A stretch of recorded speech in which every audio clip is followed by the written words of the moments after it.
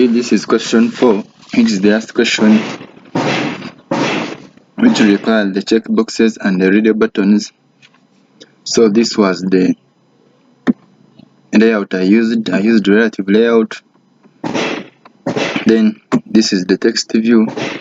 This is the radio group, which is combines the radio buttons. Then these are the radio buttons, radio button 1.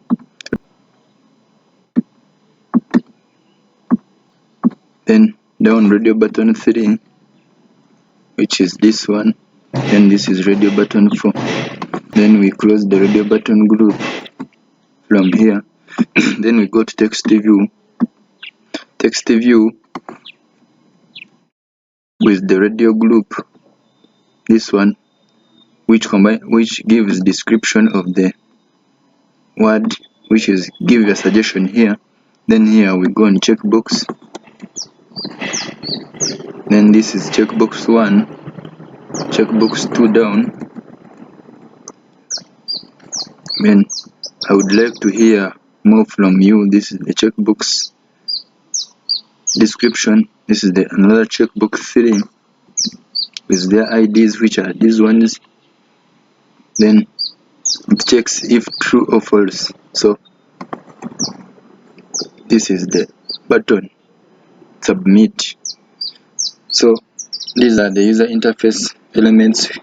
This is main activity. The app name, which is check, I copy it. I wanted to do checkbox, but I used check. So I have buttons in it. I have the checkbox. These are the user interface elements. And this is the widget, which calls the elements, which calls the objects. So these are the global variables. Here I declared my variables as radio group, selected button, button submit, and CB1, which is checkbox 1, checkbox 2, checkbox 3. Then this is the layout instances, button submit and radio group. These are their IDs, my defined view item,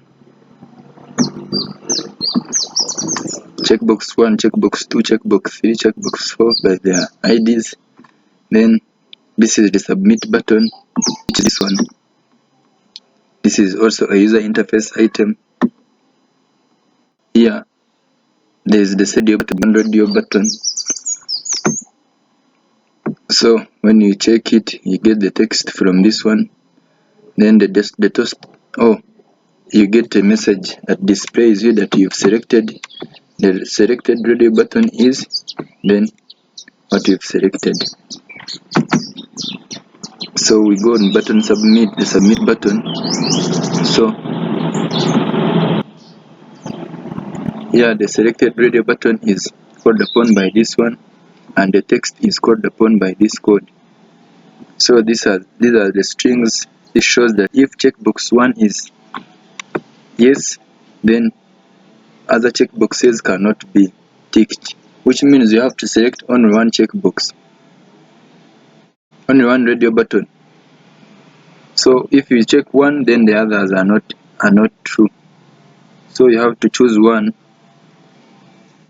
Then after all this, it displays to the user what you've selected, and the checkboxes to displays all.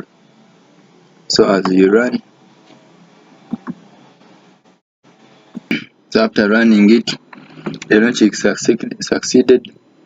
So you can see when I click on this excellent button, then I click here, then I click on these ones, then I submit, a message can come here. Still, when I click on the other button, you see this one now it's not ticked. When I tick one button, another button can't be ticked. So see, when I try to tick the other tick, it can't.